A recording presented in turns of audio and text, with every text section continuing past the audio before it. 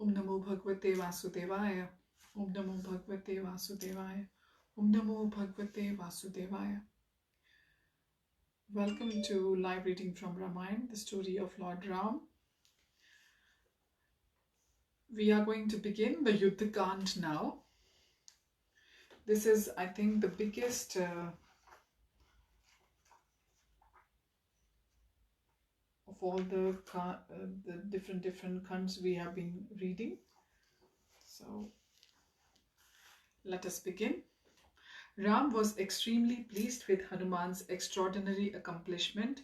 He praised Hanuman, saying, "Except for Garud, no one else could do what you did. Of course, of all the servants, the best is he who accomplishes more than the duty entrusted by his master. A mediocre servant is he who never attempts to do more than what the master orders, even though he may be capable of doing more. Finally, the worst servant among the lowest of men is he who does not carry out the order of the master, even though qualified. Dear Hanuman, you have not only found Sita, but also comforted her with your words. You surveyed the entire city of Lanka, tested the strength of the great Rakshas warriors, and struck fear into the heart of Ravan. Indeed, your service has saved my very life. Thus it greatly pains me that I cannot reward you properly. Since I am living in exile without proper means, all I can offer in exchange for your service is my embrace." Saying this, Ram affectionately pressed Hanuman to his heart. Then Ram turned to Sugriv and said, "We now know where Sita is, but how will the monkeys ever be able to cross the ocean? It suddenly appears to me that all our hopes and hard labor have been rendered useless." Falling silent, Ram became engrossed in thought. Sugriv replied, "O my lord, you should cast off your grief. Just as an ungrateful person can easily give up kindness, for one who lacks enthusiasm, all activities become the cause of misery.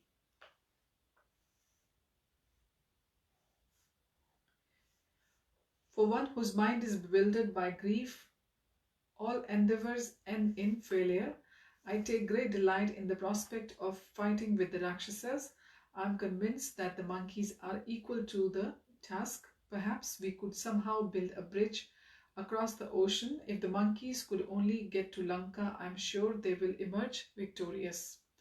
Looking to Hanuman, Ram said, "Utilizing my mystic power, I can easily cross the ocean or dry it up if I so desire. Therefore, please describe to me in detail the fortifications of Lanka and if any other relevant information gathered in your foray." Hanuman eagerly replied, "Lanka has 4 types of defenses. Their first defense is natural. The city is situated atop a high mountain, encircled by river and surrounded by dense forests. Then there are fortifications. High golden walls surround Lanka with 4 massive gates facing the 4 directions, each equipped with gigantic catapults. Surrounding the walls are wide moats filled with fierce alligators. 4 drawbridges, which lead to the 4 gates, span these moats. When I set fire to Lanka, I broke all the drawbridges and tore down many sections of the wall. My dear Lord Ram, may I suggest that only the greatest warriors, such as Angad, Dvivida, Mahinda, Jambavan, Panas, Neel and myself jump over to Lanka. We can defeat Ravan without any need to worry about transporting the entire army of monkeys across the ocean." Ram replied, "It is my vow that I shall personally go to destroy Lanka." Turning to Sugriv, Ram said, "The sun is now at the meridian and auspicious time called Abhijit has arrived. This is the opportune time to begin a military campaign. Likewise, there is trembling in my right eyelid, indicating victory. Therefore, Quickly assemble the monkeys so that we can begin our march to Lanka immediately.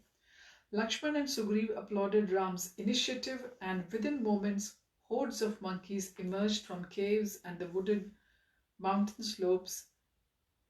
Ram then ordered Neel, I want you to march in front of the army. Take some of the monkeys with you and have them spread out in all directions, just in case enemy warriors are waiting to ambush us.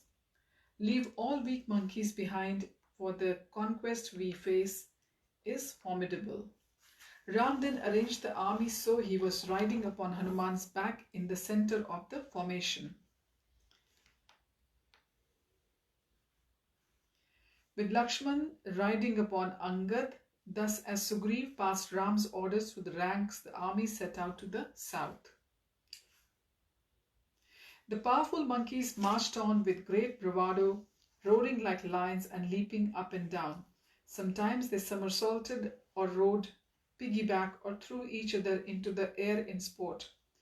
Appearing cheerful yet playfully aggressive, the energetic monkeys lashed their tails about, uprooting creepers and dislodging stones as they clambered up and down the hills.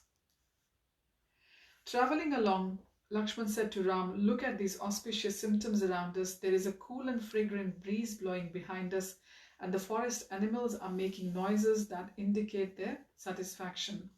Indeed, the land itself appears to be in a peaceful condition, while overhead the sun is shining especially bright.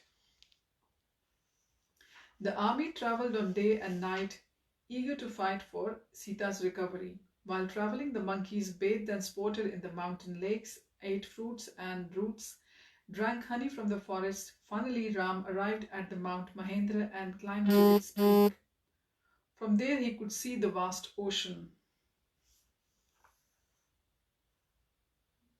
stretching to the horizon. When Ram rejoined the monkeys at the bottom, the army continued on. Before long, they arrived at the seashore. Ram told Sugriv, we are now confronted with the problem of crossing over the ocean. How can we possibly cross? Let the monkeys set up their camps while we devise some means for reaching Lanka.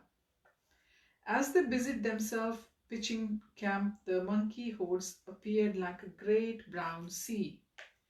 With tossing brown waves, the monkey leader gazed with wonder at the vast ocean, which is the refuge of demons. Going all the way down to the lowest planetary system. With wide open eyes, an army stared at the fathomless sea, infested with aquatic monsters like the 100 yojan long Timmy fish and the Timingalas, which can swallow the Timmies in a single gulp.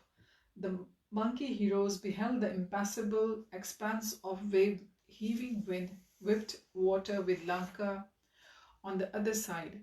While sitting at leisure, Ram said to Lakshman, it is said that grief disappears with the passage of time. However, my anguish in separation from Sita only increases with the passing of each day. O Lakshman, my most painful thought is how Sita's allotted time is steadily slipping away. My heart burns with the longing for the time when I shall kill Ravan and rescue her. Only then I will be able to cast off my grief for good, just as a person throws away his old, worn-out garments. As Ram vented his anguish before Lakshman, the sun gradually set. After witnessing Hanuman's devastating prowess, Ravan called a meeting with all the leading Rakshasas. The Rakshas king said, impenetrable Lanka has been ravished, my palaces are in ruins, and many of the best Rakshas warriors are dead. According to authoritative opinion, the root cause of victory is good counsel. That is why I have called you all here. There are three classes of men in this world. Before acting, the wise person takes counsel of superiors and friends who have common interests. Then, according to their advice, he exerts himself to his full capacity while ultimately depending upon providence. The mediocre person thinks over a matter himself, considering things in the light of his own understanding, and then acts accordingly. The vilest of the men are those who entirely give up faith in good God and perform their actions whimsically without a sense of duty, being unable to properly judge what is beneficial and what is harmful. Such persons go ahead blindly, saying, I shall do it no matter what. Similarly, there are three types of advice. Good advice is given after an objective study of the problem and in alignment with religious principles. Mediocre advice is given after a heated discussion of the problem and places more emphasis upon self-interest than religious principle. And finally, the bad advice is that which is given out of false pride or flattery, which does not properly take into consideration the ultimate consequences. So we can see that Ravan was a very learned man. He has described three kinds of men. The three kinds of classes of men he has described first, and then he describes the three types of advice. I am convinced that very soon Ram will come to attack Lanka with an army of monkeys. His prowess was demonstrated at Janasthan.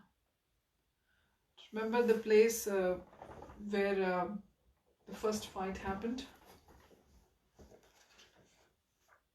When he sent Kumbhakaran and others followed there. Janasthan was the name of the place. Thus, I have no doubt he will be able to cross the ocean without difficulty. Mighty Rakshasas, all of you are very intelligent. I want your advice about what must be done for our welfare. Ignorant of Ram's strength and eager to please their master, the Rakshasas replied, O king, why should you be afraid? You are powerful enough to defeat all your enemies single-handed. Just remember how you defeated Kuver, taking Lanka away from him. Remember how Maya Danav fearfully handed over his daughter Mandodari to you.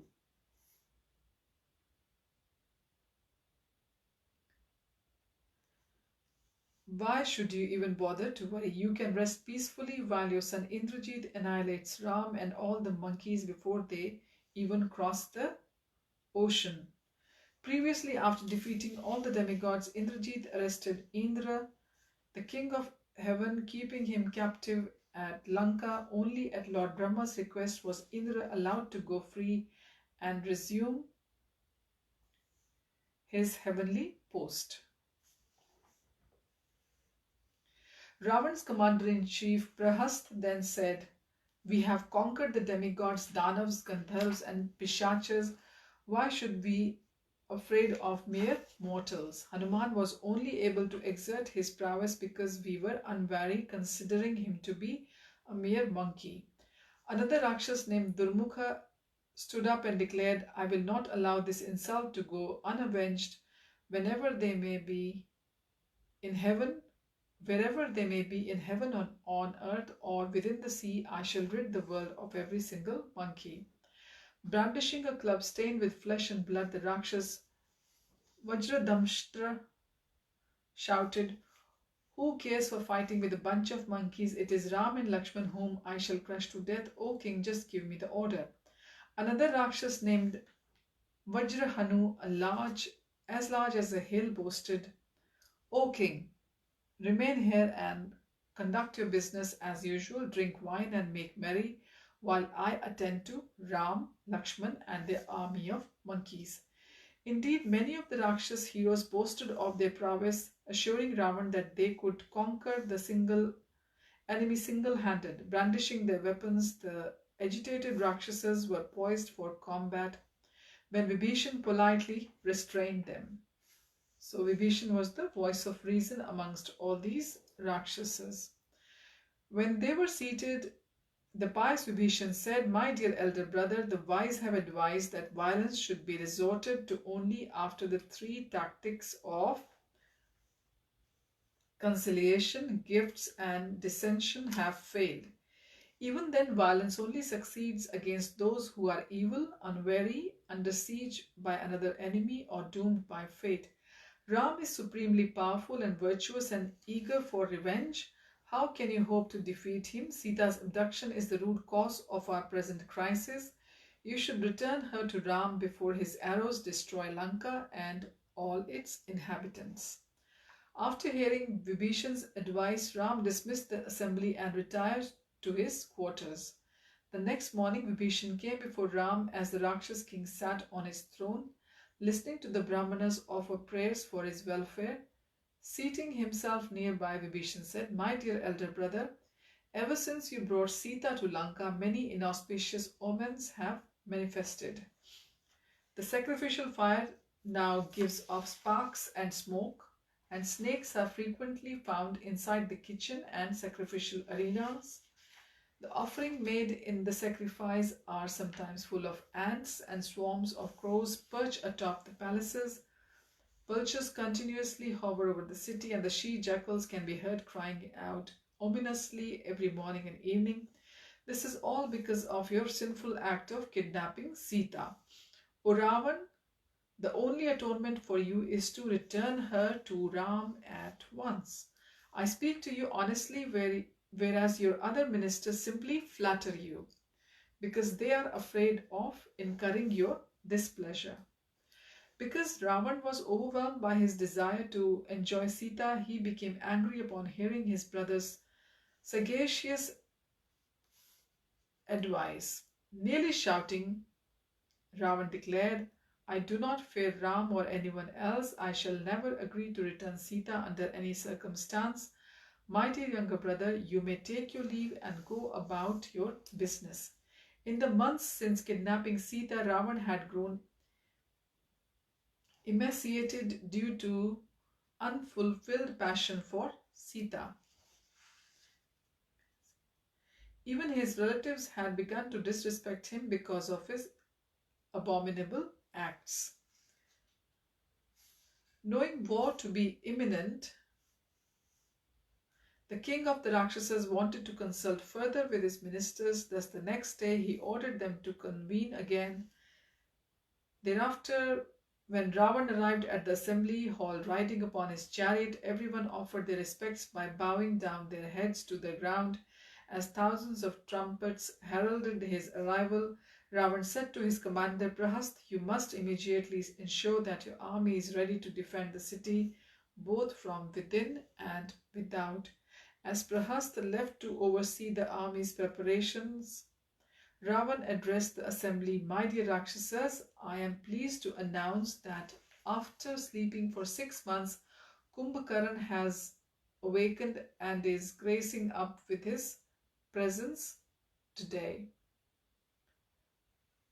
Please listen attentively, for I want you all to fully understand my positions. As you know, I have become obsessed with the lovely limbed Sita. Indeed, I have become the slave of my passion for her." I'm sorry, I think in the beginning I just mentioned that Kumbhakaran was killed at Janasthan. In the beginning, it wasn't Kumbhakaran, it was other Rakshasas who were sent by Ravan. Then, hoping to put himself in a better light, Ravan began weaving a deceitful tale, saying, "Sita has agreed to become my consort, but only after the expiration of 1 year, that is the exact time I have allotted for Ram to come to rescue her. For this reason I have remained patient, but it appears that Ram, Lakshman and a vast army of monkeys are preparing to attack Lanka. In truth, I do not feel that 2 mere human beings and a band of monkeys can pose much of a threat. However, since one monkey, Hanuman, was able to inflict so much damage upon us, I must admit that victory is uncertain. That is why I have called for all of you if you want to advise me how I can kill Ram, thus keeping the lovely Sita for myself." Kumbhakarna then stood up and sharply replied, "O foolish king, you should have consulted us when you planned to kidnap Sita instead of acting impulsively. That would have saved you from repenting later on. Regardless, you may give up your great anxiety, for I shall counteract your blunder by killing Ram and Lakshman and devouring all the monkeys." Mahaparshva then spoke up. O king, why should one not taste the honey procured with great endeavor within the snake infested forest? You can forcibly enjoy Sita to your heart's content. Who can stop you? No one is as powerful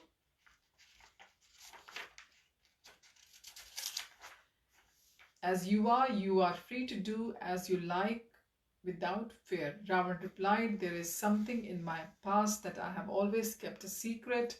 Since you have inquired, I will now disclose to you incident that happened long ago. Once I happened to see an apsara of incomparable beauty named Punjikasthali, who was on her way to offer her respects to the universal grandsire, Lord Brahma.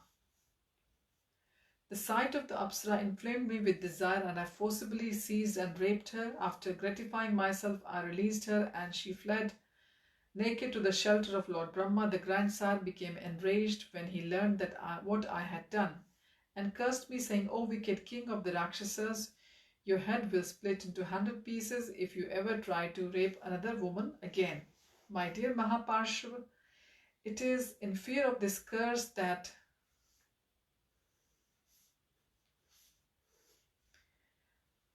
I do not drag Sita to my bed by force. However, I am not afraid of Ram, for I know I am the most powerful created being in the universe.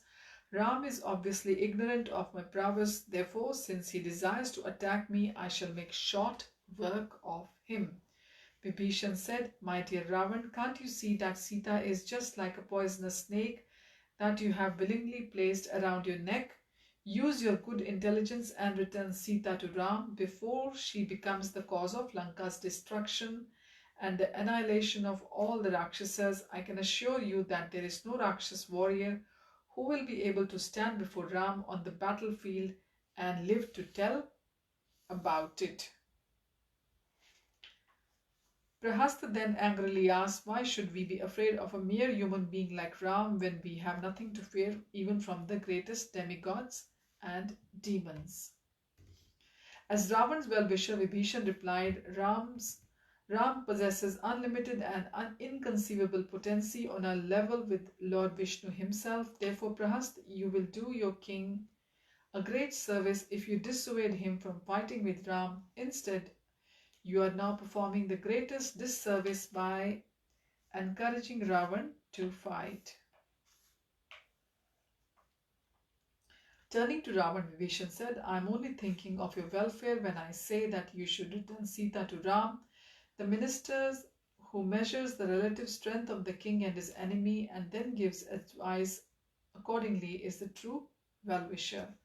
Unable to tolerate his uncle's words any longer, Indrajit hotly interrupted, Vibhishan, you are simply a coward and a eunuch. Your advice has no place in this assembly, for it is devoid of courage and heroism. Previously, I dragged Indra and his carrier Airavat to the ground, causing all the demigods to flee in fear.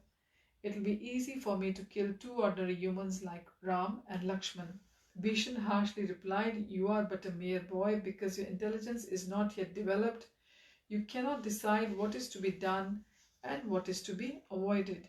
You are actually Ravan's enemy and not his son because you are dull-headed, indiscriminate, uncultured and wicked. Sita should be given back to Ram along with generous gifts so that Rakshasas may continue to live peacefully.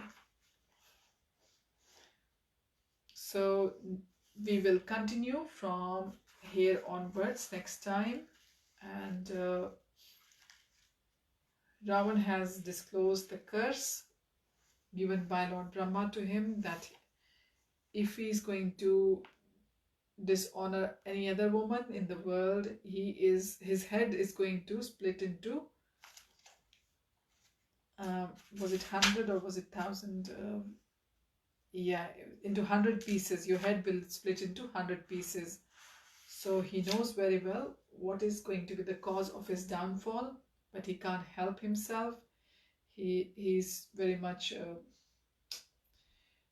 in mode of passion and ignorance as well, even though he's very learned, and he has got all flatterers around him who are not giving good advice apart from Vibhishan. And yes,